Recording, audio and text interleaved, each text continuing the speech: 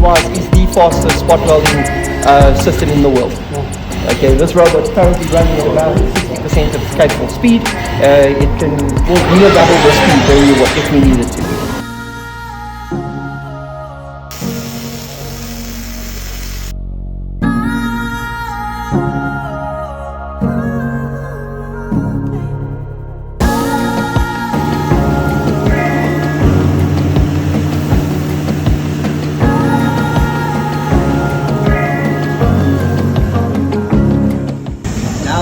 So the process here, now the robot will confirm that all material has been removed, and if all the material is removed, it puts it back into the storage. If it's not removed, it brings it out for cleaning, for manual cleaning process.